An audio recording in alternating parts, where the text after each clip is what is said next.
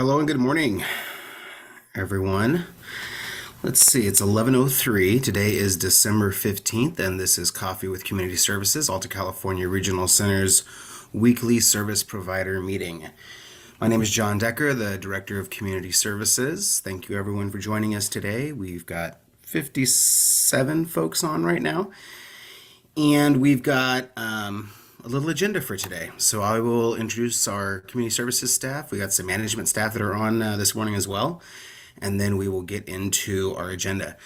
So this morning I see Gary on. Good morning from Community Services, and Carly. Good morning. I see our client services managers. I see Cindy Leon. Good morning. And I see our community services manager Michelle's here. Our director of intake and clinical services, Camelia, is here this morning, and Sharon Kurpinski and And Rhonda. my camera was on. Yes. And then let's see who else here. We've got Jolana's on, and Jason, and Kylie, and Marty, and Tom. Good morning. I see Scott and Aleja and Adriana on. I have client services managers. I see Kanisha is on here. I see my assistant Zach adjusting his hair for the camera. Perfect. And I see Christine is on from community services, and Ethan as well. I think I said Adriana too. Good morning. And go to my next page here. Let's see. I see Beverly. Good morning, Beverly. And Rihanna is on from community services. And let's see here. I see Isabella there and Heidi from Grass Valley as always. I see our manager Jordan on. Good morning, everyone. All right, let's roll into our agenda here. As we said last week, we will have a discussion about HCBS grants. There is a project that I have been in discussion with one of our service providers and North Bay Regional Center about, so I'll be able to talk about that. So hopefully we can have a little bit of a discussion about the HCBS grants, those applications. We're going to talk about the DSP stipend and what's going on with that. We got some new updated information about the progress and how things are going. We're going to touch on minimum wage increases. We're going to talk about the Provider Advisory Committee meeting that's coming up in January. We are going to talk about the quality incentive meeting that the department had yesterday, I believe, and maybe some of you might have been in that meeting. I've got the PowerPoint and was messaging with Aaron Christian to get some updated information about that. So I've got a little bit of information about that as well, the quality incentive for service providers. And then I don't see Shamir on right now, but we're going to get into the ACRC calendar, and we'll be talking about some upcoming events, including the focus groups that CSUS is doing through their communications disorders. So, and if there's anything else that folks want to talk about, please don't hesitate to do that as well. I did ask Michelle Ramirez if she would not mind, from On My Own, giving an update on our assistive technology pilot program that we are doing. We had our monthly meeting. Was that yesterday? We had our monthly meeting yesterday, and Max was in there because we certainly want a representative from case management that's familiar with these new innovative ways we're going to be providing services. And then, of course, we have Rhonda in there always, who is managing all of that. So, Michelle, I'm just hoping that you can kind of share a little bit about, On My Own's involvement in it, and then, and a little bit of the why too. Why you guys are interested in doing this. Right. So for those of you who aren't aware, there was a grant that DDS had put out. I guess it's been a year now. It's a 3-year grant, and it's looking at the use of assistive technology and remote monitoring to help address the workforce issues, but also to increase the independence of people with disabilities living in their own homes.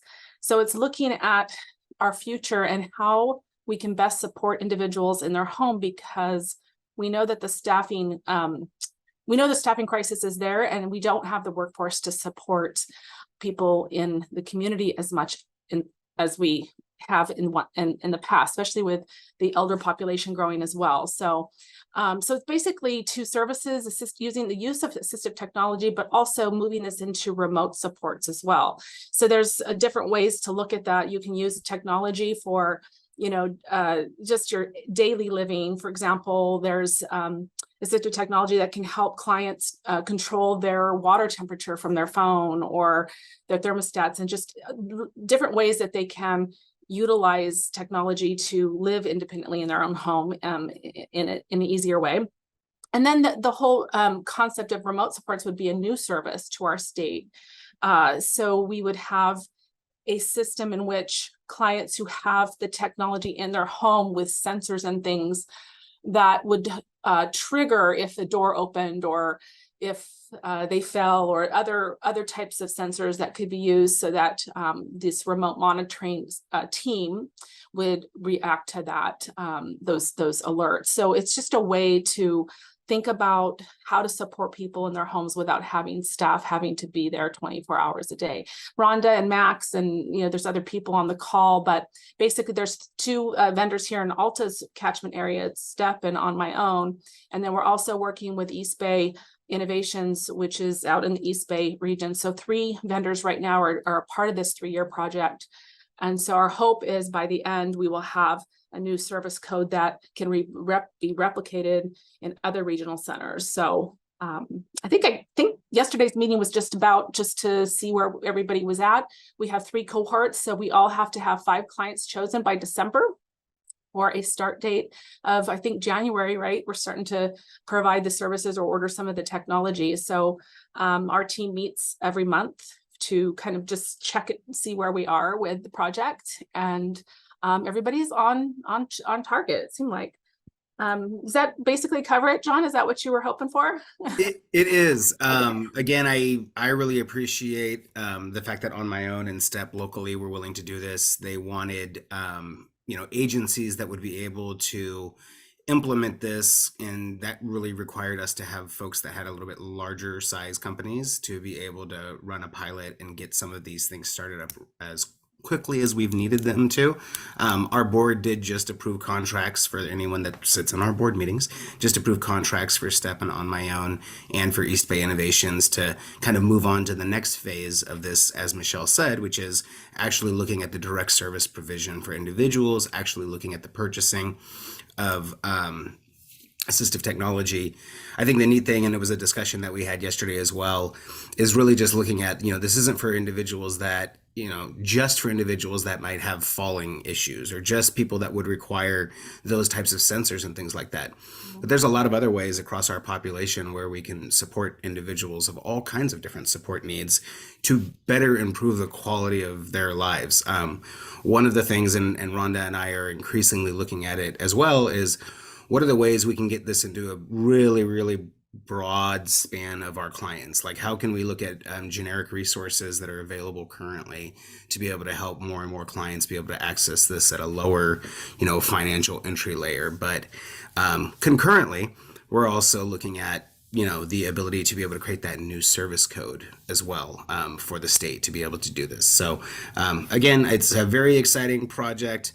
I think, Rhonda and I talk regularly about it, and the progress that our vendors are making has been fantastic. Like, we've been able to really meet what our standards are so far. The next thing that we are looking at doing is finalizing our request for information for all of the vendors, the technology vendors. So we are creating, part of the thing that I put in the chat there was the information directly from the budget, language related to the creation of this pilot program. But part of that is also doing the request for information so that we can find out who are the companies that are able to provide this in the state of California. And so we're going to be looking at releasing that, and again, being able to have technology that may have not necessarily always been designed specifically for people with developmental disabilities. It might have been more designed for people that are deaf. It might have been designed for people that have dementia. Like, all these different fields utilize assistive technology as well. And so we really want to go across that, get into the senior care industry and see what they're using for assistive technology as well. That's where a lot of these tablets that control the assistive technology have originated. Rhonda and I actually got one sent to us, so we actually have one in our community services department that we can kind of use and check out to see how to control some of the assistive technology. So this is all going to culminate in a January of 2026 report to the legislature. But we believe that well before then, we should be able to get the service code information squared away and start being able to set up ongoing billing for remote monitoring. So if there is any questions about that, you're welcome to reach out to Rhonda directly. Again, she is the kind of the project manager for this. Well, she is not kind of, she is the project manager for this whole pilot. So, all right. And I'll check the chat real quick just to see what's in there. What are some of the different options? Oh, okay. So yeah, there's a question there about what are some of the different options, and I think that's something we're gathering that right now. But I would love to be able to present that to folks. Like I feel like by like in 6 months from now, we will know basically which equipment the first cohort is using, and then we should be able to share because not all of our service providers like Michelle and her team may not be using the same type of equipment that like East Bay Innovations is using and that Step ends up using. And then within on my own, they might decide to personalize equipment based off of all of those individuals that they're serving in their cohorts too. So it'll be cool because we'll be able to share all that stuff with you when we get going with it. So, but again, I think for the equipment stuff, Michelle Ramirez would probably agree. We're about 6 months out, I think, from really identifying the first cohorts, all their equipment, their needs are, to be able to share that. Let's see, anything John, else? just real quick, this is all really exciting. I think it has great potential. Like there's scary parts of it too, but Mhm. there's, parts that can be abused if not well thought out. So I love that you're piloting this first with some great organizations. Wondering, like, will the equipment cost be factored into like that service code creation, et cetera? Because I know some of the, like one of the vendors that I was talking with, like they don't sell individual devices, right? They don't sell one Oh yeah. tablets. They sell 25. Yep. Well, I don't need 25, right? I need one for my family member. How will that be? So will that be part of like an organization like Alta can purchase these to have available, those kinds of things as well?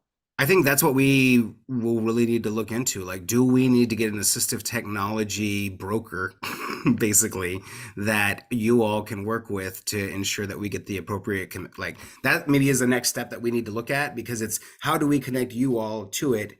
But that's kind of like once we figured it out a little bit more, we still have to, I think, figure out the first step is how do we, because that, and to answer the question specifically about the payment we're looking at right now is twofold, and Michelle Ramirez can let me know if I'm wrong about this.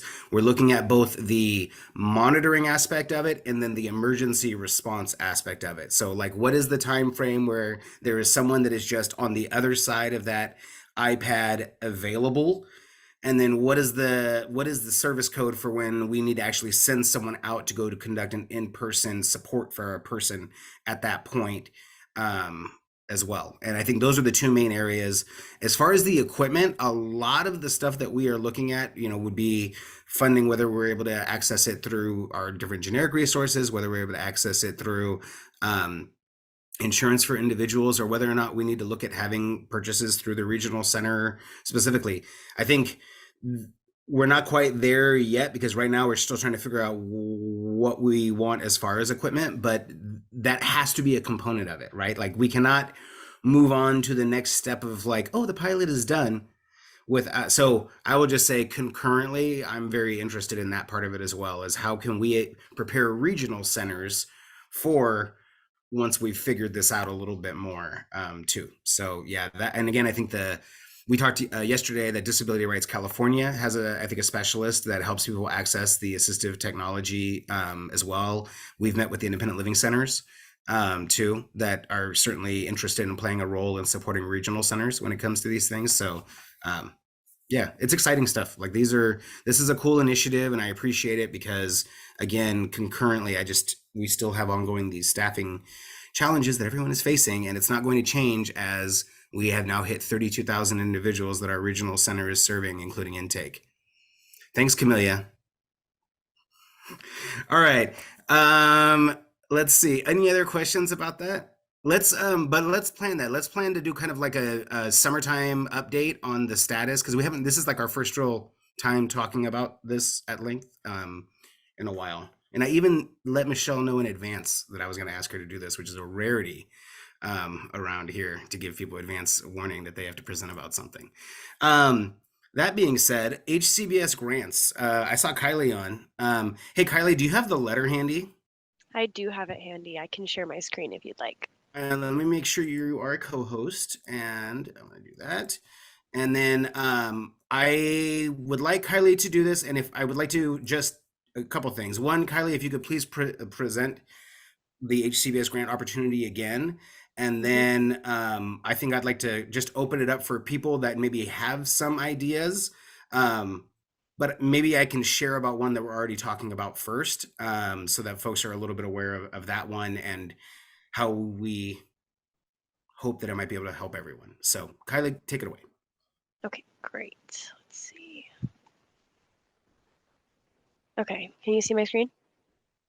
Absolutely. And Marty, of course, you can chime in as well as our other HCBS specialist that's on this morning. Aw, thanks. I'm gonna let Kylie take it.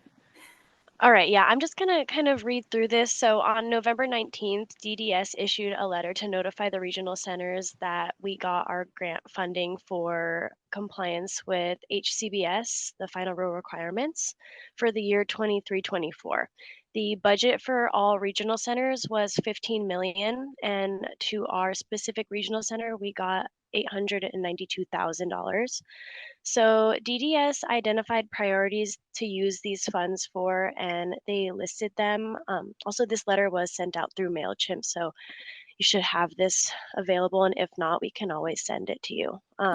But these bullet points were what DDS highlighted for what they would like to see the funds used for. So establishing or continuing teams to work with and monitor service providers in achieving and maintaining full compliance, establishing peer-led teams to engage with individuals served and their families to receive feedback on service provider implementation of the HCBS rules. And I'm just kind of like skimming through these, but developing training and informational tools for planning teams to use in service planning and in creating or amending the individual program plan to ensure appropriate documentation is included, developing local communities of practice, which increase knowledge and implementation of the HCBS requirements, engaging families and individuals served, including education and training for families, support professionals, and providers on best practice for aligning services with HCBS, creating and implementing innovative pathways and provider practices which support community inclusion, individual rights, and individual choice, highlighting a whole person approach to service delivery. So those were the points that DDS identified as priorities for the funds. And then below, it lists off that we are going to be accepting these the grant proposals in our HCBS inbox until January 10th. And then mid to late January, we'll be going through them and picking who we decide for the grant. And then these numbered list right here is what we are asking for when you send in the proposal. So just identifying the barriers to HCBS compliance, providing information on your proposed request, and listing which priorities you're hitting that DDS highlighted. Be specific, how many clients and individuals this will impact. If you're requesting an item, describe how the requested item will assist with compliance. If requesting staff training, providing additional details such as number of people and who will be trained. If the proposal includes more than one component, identify cost estimate for each item separately. Identify all related costs and include those in the request. So if you ask for a vehicle, also specify requests for insurance, registration, so on. Your proposal can be for startup costs to launch a new service in lieu of non-compliant program. And if this is your intention, the proposal must be submitted to CSS first. So if you are selected, do you have the capacity to complete the reporting requirements for the regional center and DDS? This includes, reporting to us quarterly and having those quarterly meetings that we hold. Proposal must not exceed term of funding, which is 2 years.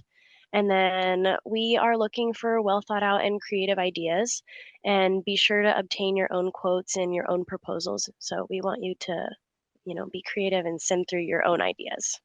Try not to have everyone be the same, but that's it. So yeah, we're accepting those until January 10th.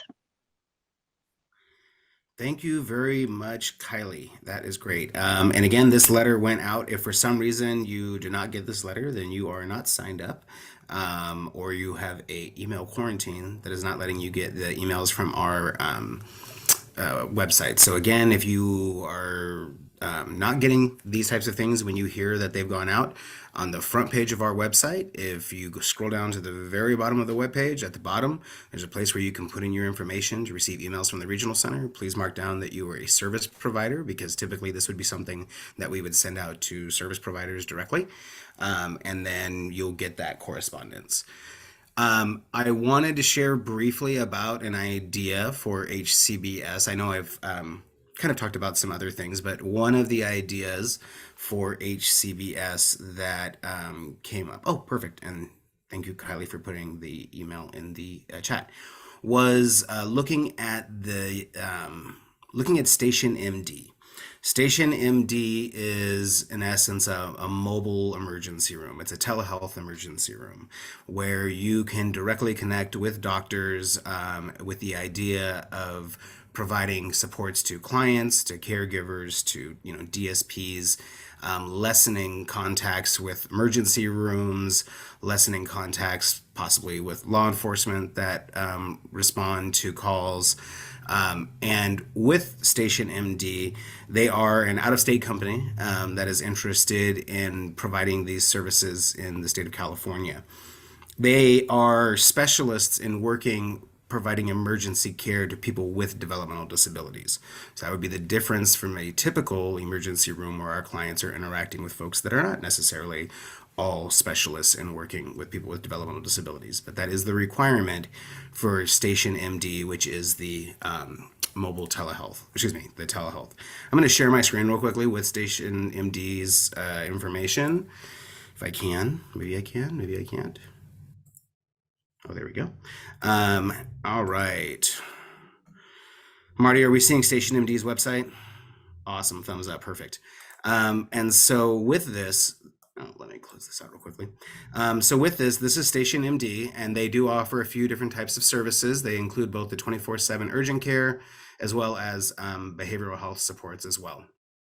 What we are looking at is, and I will say that we had a presentation by Station MD. They flew out, presented to both the executive director of North Bay Regional Center and to our executive director, Lori Benalis.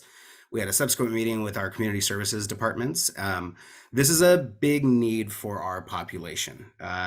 Many, and having been involved with our forensics unit for many years, if we can avoid interactions for emergency services, if it is not absolutely needed, it will lead to better outcomes for our clients.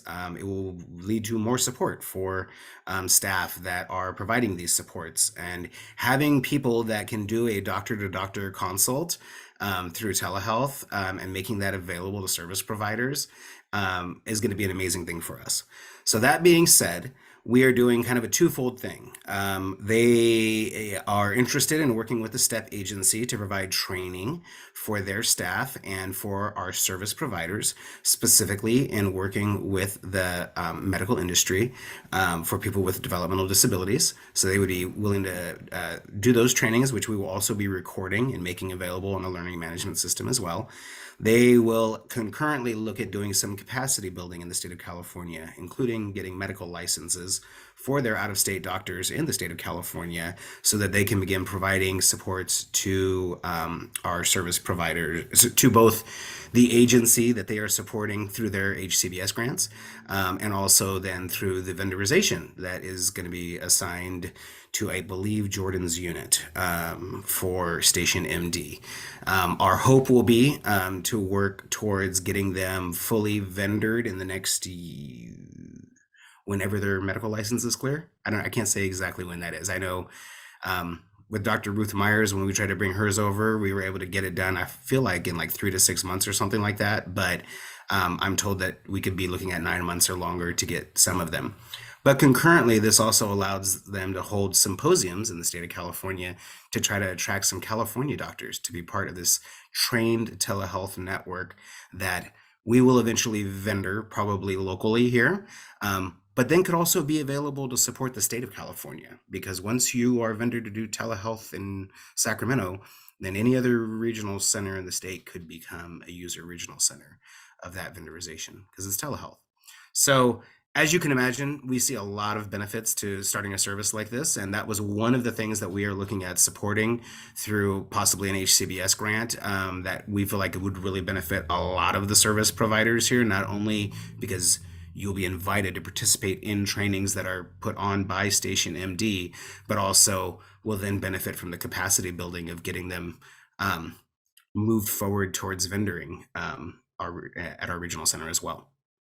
So that was one thing that we talked about that I think between us and North Bay Regional Center is very exciting. And again, getting a doctor to be able to call another doctor and being able to have that set up works wonders sometimes. And so any questions about that one specifically? It has not been written up yet, to my understanding, by the provider. They're looking for, I think, some guidance from us. I think we will probably look at splitting whatever this is between us and North Bay Regional Center as far as the funding, because we would apply it to a North Bay, vendor number and an Alta vendor number for it. So I'll look in the chat to see if anyone has any questions about that one. Do they do crisis support, or is it specifically? No, they do like behavioral supports. Yeah, like it is. Check out their website if you get a chance to, Station MD.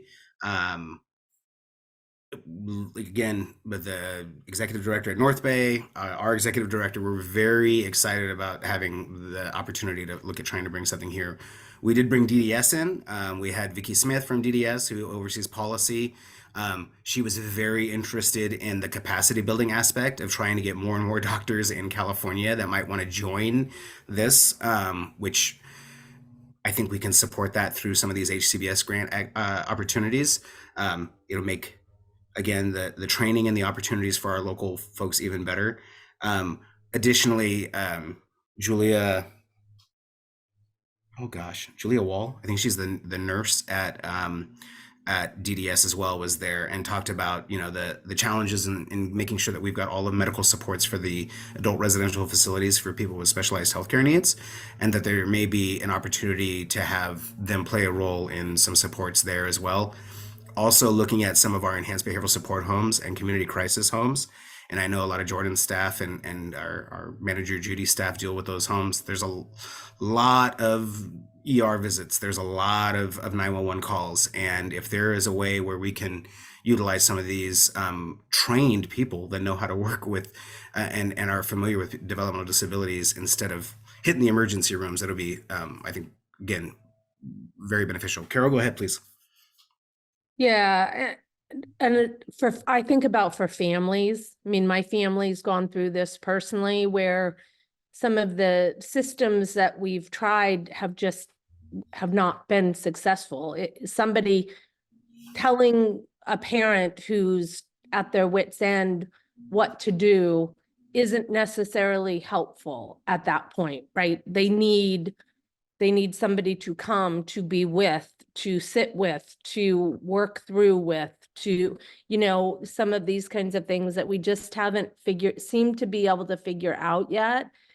And then those parents end up, those are the kids who end up in the state hospitals because the parents were just too worn down. They couldn't do it anymore and there was nothing available for them. So if this is something that could be available to families in those situations, especially with all of our older family members, that would just be a huge benefit, I think. Yeah, I would check out their webpage and look at their behavioral health services section too. So again, the way we conceptualize this is, being able to have a direct vendorization with the regional center. So it's not just, you all possibly contracting to support individuals, but it would be us, and then could authorize, because everything's a subscription, right? And so, look at authorizing it. And so again, bringing this new and innovative thing to our area, I think will be awesome. And I think it's certainly worthy of a consideration for an HCBS grant. So we will look at that one coming in January. Other ideas that folks want to talk about, other, things that, I know we talked previously about the necessity for certainly wheelchair vehicles to be able to get people where they need to be able to go. And we talked about that previously as well. But do others have questions about HCBS grants or the type of things that we may or may not approve?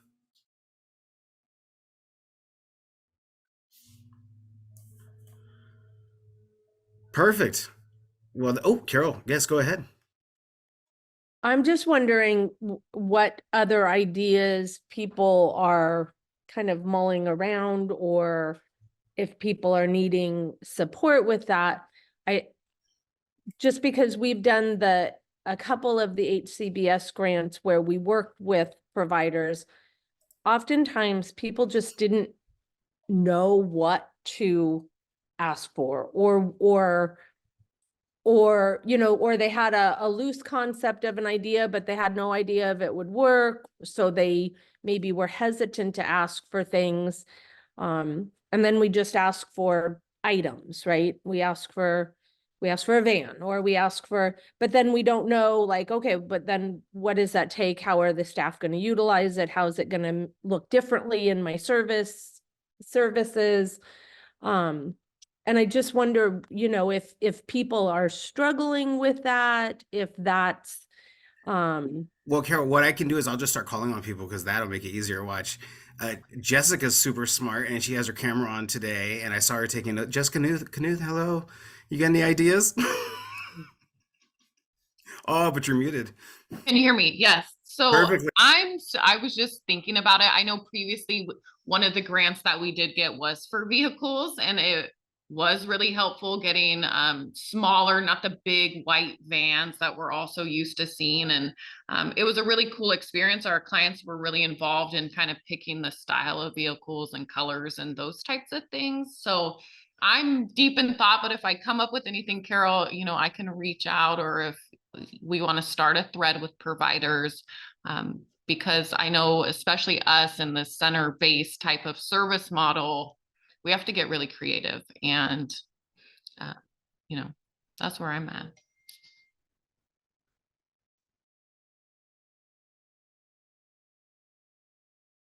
Oh, I was muted. I said I don't see the look of fear on anyone's face that I'm going to call on them next because their cameras are on. But I kind of like the idea of you all being able to connect about this if you do want to. And so, I mean, you can certainly, like, if you want to reach, like, if you don't know people and you want to, and you're in this meeting and there's 81 people on right now, Kylie put the information in there, hcbs@altaregional.org. If you want to put in, say, hey, I'm interested in having discussions with other folks about that, and you want to shoot that over to Kylie like that, then we will connect you with other service providers that also want to have a discussion. You guys can meet without us. If you want to try to meet with us if you want to do it a little meeting amongst a group of people between now and when the applications are due, we can probably accommodate that as well between now and then as well too. Just want to give folks that opportunity to have support to do these types of things. And let's see, in the chat, modifications for clients or vendor vehicles. I've spoken to a couple of employment service providers about applying for funds for a benefits counselor to help with CIE. Oh, see, got more ideas here. There's a private message that came over to me that said, "Good morning, John. How would a service provider apply for the HCBS grant in the future?" So right now, the grants have not gone in yet. We still have another month almost before the applications go in. But it's hcbs@altaregional.org, I believe, is where we're sending those into, right, Kylie? And that is in the chat a little bit earlier on there. We are really interested in thinking about how to build up direct support staff who are then available for direct hire. Yeah, In absolutely. SDP or self-directed services, I mean, it's one of the ways that we see if somebody hires, if somebody contracts with Progressive to provide their direct services under SDP, the rate includes all of my admin, all of my overhead, all of my insurance, all of those things. Whereas if they hired somebody directly, their budget goes further, right? They can hire somebody, they can pay that direct service provider a higher wage. But then those direct service individuals don't have the training my staff have, don't have the backup my staff have, don't have those things. And so looking at a way that we could build some collaborative of individuals that are, available, trained in certain areas, maybe some people that are trained more specifically for home support, folks who are trained more specifically for work support, and that those, and then there's sort of a matching, a bridge building between for clients. I'm not exactly sure how to do it. But it's just definitely something I know for a lot of the clients in SDP, they have the access to the funds now to be able to pay staff better, and yet they can't find them still and don't have the ability to do the training or all of that. So that's something that we're interested in looking at if people have suggestions, ideas, they've seen things done in other areas. And the other piece of that, I'm wondering, is there any thoughts being given or changes being given to participant directed service rates? I know SDP is one of those things that it's a beautiful model and it's a wonderful opportunity for people, but it has some huge, huge, huge systemic barriers right now that are just, that are getting in the way of the regional center being able to operationalize it like they envision it, providers, family members, everyone. And self-directed services seems like it might be an opportunity for people to to try some things out before going into self-determination, kind of a middle ground between the two traditional services and SDP. So, but I think that's definitely the idea, is that it is supposed to be the dipping the toe into self-determination, right? Kind of. But we were just talking yesterday in my office about the participant directed services rates and how that is very challenging because of where they are set at. I will say kind of what I mentioned last week too, which is that, trying to impact rates through the HCBS grant stuff is just not really plausible. But that being said, please believe that we're right there with you with what the issue is. And, especially in like our rural areas, being able to have access to those participant directed services like that. And if the rates don't quite cut it, it makes a huge impact on folks. So I see Michelle Ramirez's hand is up too. Yeah, so Carol, this might piggyback on what you were mentioning. I was talking about this these funds with my staff, and we were talking about the same thing. And I know that the DDS is working on some internship type program. I'm not really sure how that's going to roll out or how any of our ideas would compete with that. But I just put a link in the chat. And it just got me thinking about our industry. And this particular link is it's something that PG&E needs 3,000 tree trimmers, right? So we could say we need about 10,000 direct service providers. And what they've done is they partner with the community colleges in the whole system to pay people to offer a free 5-week training program, and then they help prepare people for placement. And the average job starting wage is 22. I know that many of us can't start at that rate, but I'm just wondering if there needs to be some long-term planning for our industry in this way. So this link is pretty cool. It goes into a little bit of what it provides, but it's basically a 5-week training course. it's free, it's at the college, they get units, and then they get some assistance in placement after. And I just feel that that's more of a systemic change. I don't even know if these funds would be available for something like that, but it sort of triggered me with what you were saying, Carol, is, you know, thinking of long-term, what can we do? And so just sharing. That's an amazing idea, Michelle. I know that, I don't know if Lindsay Dyba is on here, but I know that Lindsay and I had talked about a similar thing years ago, trying to collaborate with the community college in some way to build up our workforce from that standpoint too. So that might be something to look into.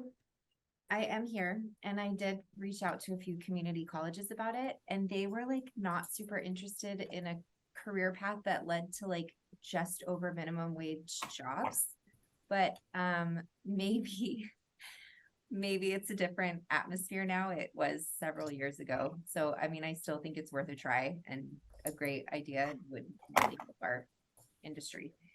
And maybe some collaboration with Sierra College, John and Carly, since we have, you guys have that grant project and some of the different projects going on with Sierra College, maybe they would be Since we live there. So I mean, that might be a more welcome landing spot to think about that. Yeah. I was gonna mention Sierra College has a training program for RBTs that they're working with students who are graduating high school. So that's right now the plan is just for RBTs, but that's something that could potentially be built off of. I just want to piggyback too, again, on the whole wage thing.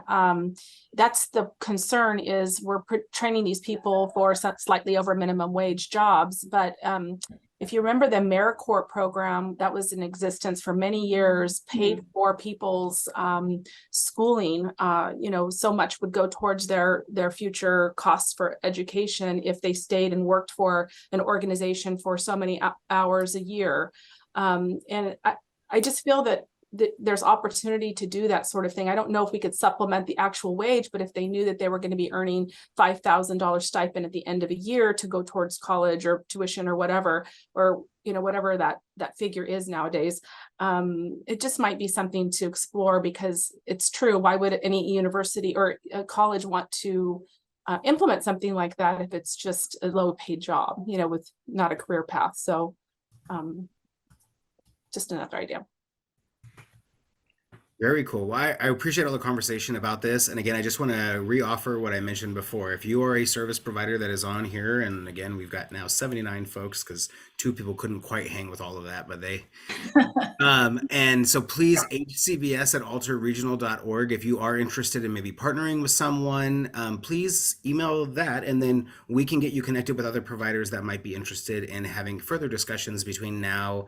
And so, for example, if Carol or Garrett or Jessica or any of you are interested in that, if you would not mind doing that, you just emailing Kylie saying I'm interested in having other discussions, and then maybe we can connect people with you all if you want to have something else. And again, if you want to pull us in, or one of the specialists or something like that, that does the HCBS stuff, we can make ourselves available too. I will tell you, I would certainly like to figure out a little bit of funding for the DSP Collaborative.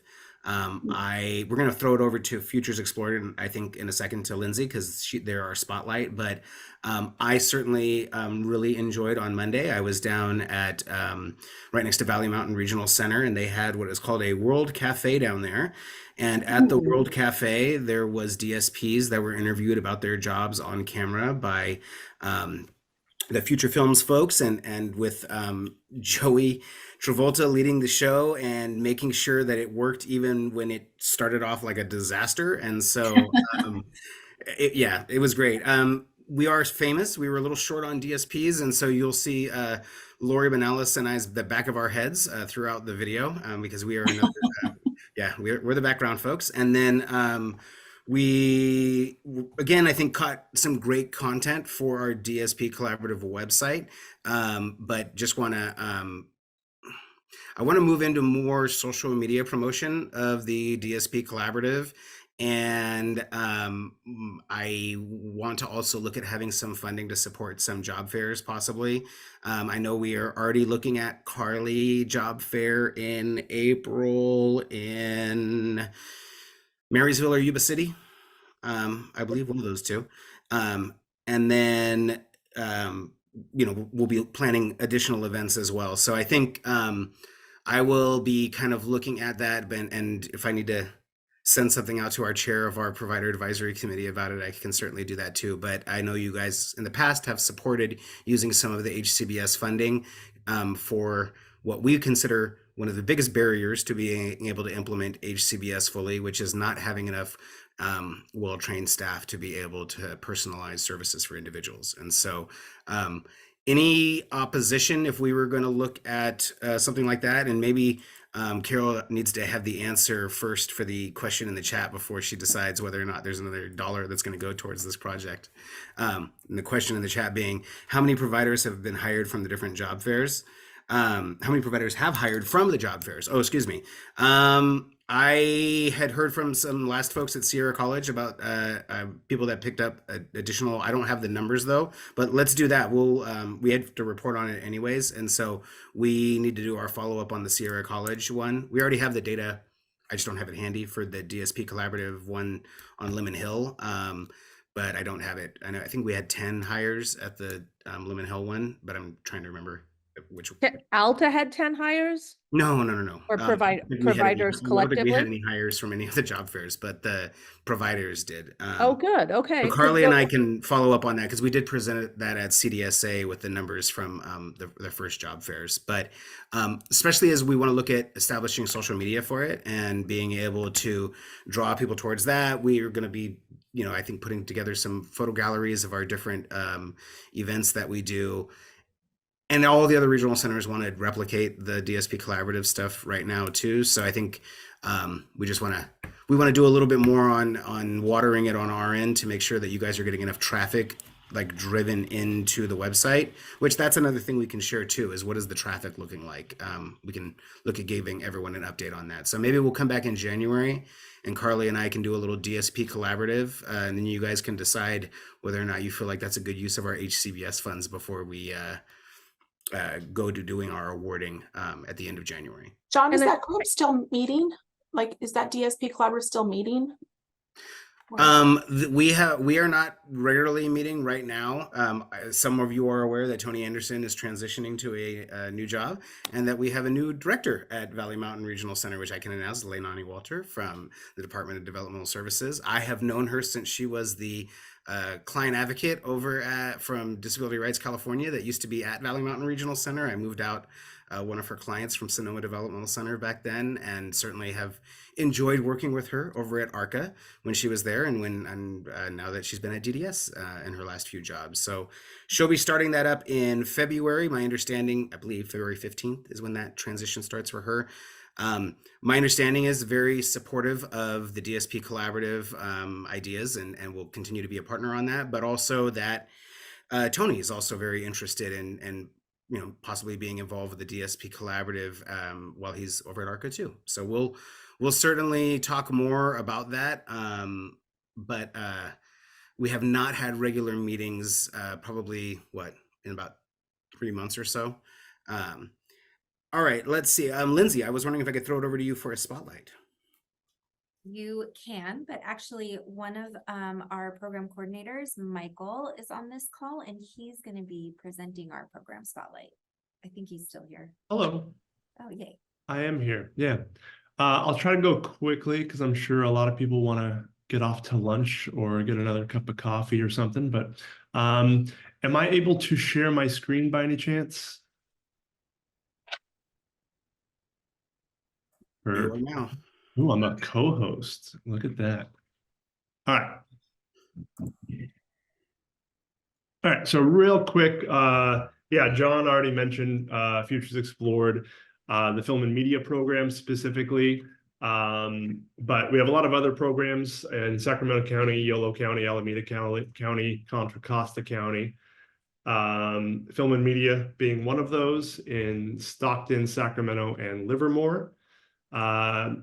we do a lot of things. We hire our instructors, our industry professionals that teach our participants film and media.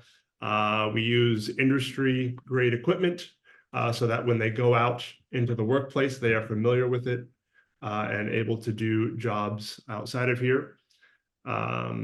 Participants can get paid work from clients. A lot of you probably have either met me or Hester or Rob, and we do a lot of videos where we get hired, and then we can in turn hire our participants to work on those videos, shoot it, edit it, all of those things through Futures Films. So if anybody is interested in anything, let us know and reach out.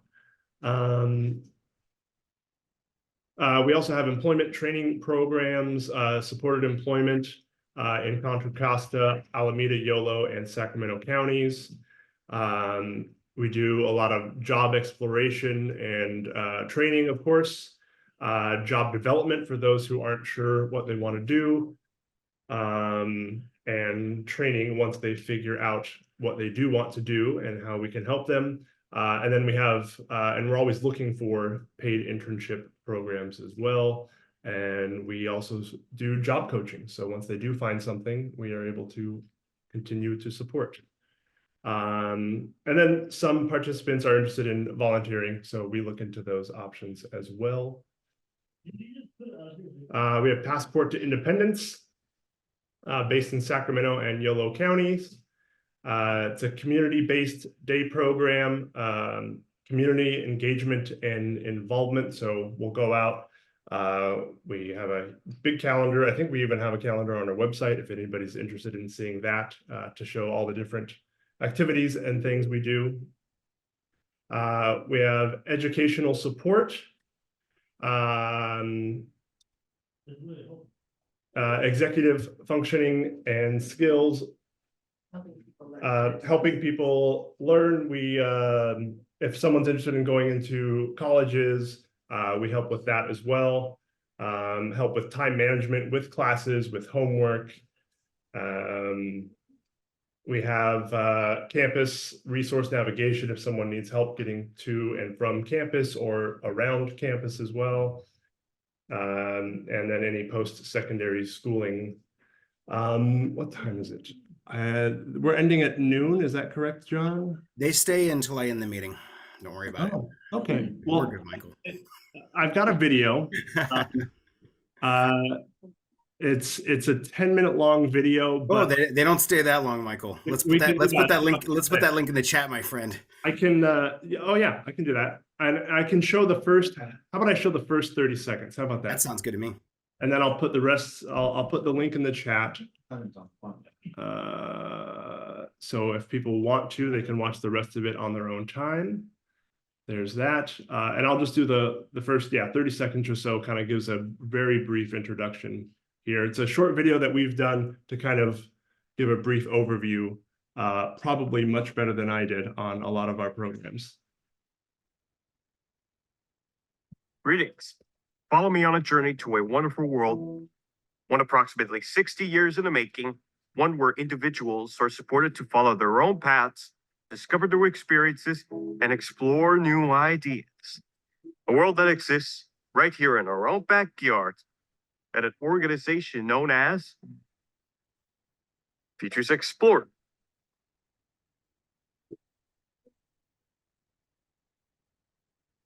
Futures Explored was founded almost 60 years ago by a mother of an individual with a developmental disability.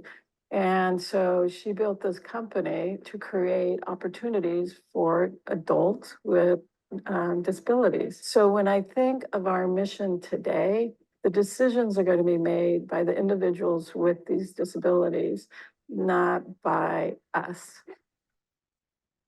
All right, I'll stop it there. But if you guys want to watch the rest of it, it's in the chat. We kind of go over in more detail about all our different programs, and you get to see it as our host, Eddie, with the backpack there, kind of walks around and shows all the different locations. That was I was actually saying, oh, when are we going to get a little bit about the history? So that was perfect. Because that, thank you for that introduction. And yeah, please, if we can, we got it in the chat so people can see it. Yeah, that is the beauty of having that as one of your programs, is that you get really good videos set up talking about your program. Um, all right, thank you very much for that, Michelle Duchesne. Real quickly, we got information about the DSP stipend yesterday from DDS. Would you mind sharing a little bit about how our regional center is doing with the DSP stipend? And go ahead. Yeah, of course. So we received the statewide count numbers as of the 12th of December. So total amount, number of DSPs registered were 30,553 statewide. And out of those, 28,000 had completed the first course and 26,000 had completed the second course. And then they broke it down at per regional center. So Alta California Regional Center was number one as far as DSPs who have completed the trainings at 5,823 total. And CVRC was right behind us or not right behind us, but they were a little bit behind us at 4,507. So I also wanted to share that we continue to do our DSP emails for you guys for our confirmations. And the last payment I have going out from accounting was December 8th this time. So I did want to make sure that you guys are just kind of understand the context of all of that as well. And I did send a message out to our community services staff. We've got about 1,000 more DSPs trained at our regional center than any other regional center. There's not another regional center that is within 1,000 of us, which when you've got like the numbers that we're at, that is huge. And a lot, I mean, that is you guys promoting this amongst your staff to get them to be the best trained staff in the state of California. Is there another measure that's out there right now that shows that another regional center has better trained DSPs than what we just saw there? So that being said, I just cannot say enough about you all and the way in which you have promoted this widely amongst all of your staff to be able to take it. And I just want you to keep doing it for any new people that you have as well. And I cannot also say enough about our staff, because we are processing more than any other regional center is as far as the payments then, because of all of the promotion that you were all doing. And so I know I mentioned earlier, Raven and Belinda on our staff are doing this so much. Michelle's taken a huge role in this, but our whole accounting department as well. So again, kudos to you all as service providers for being, the biggest implementers of this in the state of California. And, there's regional centers that have 50,000 clients. We have 30,000 clients. That's a lot more vendors that they have than we do. And again, you guys are way out in front as far as having your staff trained. So can't say enough about that. Any questions? Let's see. Something in the chat, John. Jan says, is there any DSP? Got a pay date? Is there a DSP? Oh, Michelle? Yeah, so our accounting is checking them weekly, and I can definitely reach out and provide that information. I'm assuming that Robin will be looking at that next week to process additional. Our last payment was the 1st of December and then the 8th, so they are trying to process weekly. Real quick, it's 12:01. We have put the information in the chat about the quality incentive program. Please check that out. As of right now, this is the 10% quality incentives. There is not a date yet that has been set by the Department of Developmental Services for service providers to do their activities to get their 10%. They're launching the statewide vendor database. They do not yet have a date yet when you will start doing your data entry for that. As soon as I hear more updates about that, I will let you know. That information is in the chat about the quality incentive plan. And then also just a plug that the PAC meeting next month, our dental coordinator is going to be there, Shannon. So if you have any dental questions, you want to hear an update from her on our dental services, I would just encourage you to always attend the PAC meetings if you can. But again, this is our dental coordinator, and we haven't had a dental coordinator, so it's so nice to be able to have her, and our service providers should know how she's able to support our planning teams. All right. With that, I will say my happy holidays, my Merry Christmas, my Happy New Year, because this is our last Coffee with Community Services until January. So we will certainly be working. So if anyone needs to reach out to us, don't hesitate to do so. You see the PAC information there in the chat, January 11th, 9:30 to 11:30. And again, hope everyone has a great rest of their day and a great weekend and happy holidays. Thank you. Bye, everyone. Thanks, John. Thank you.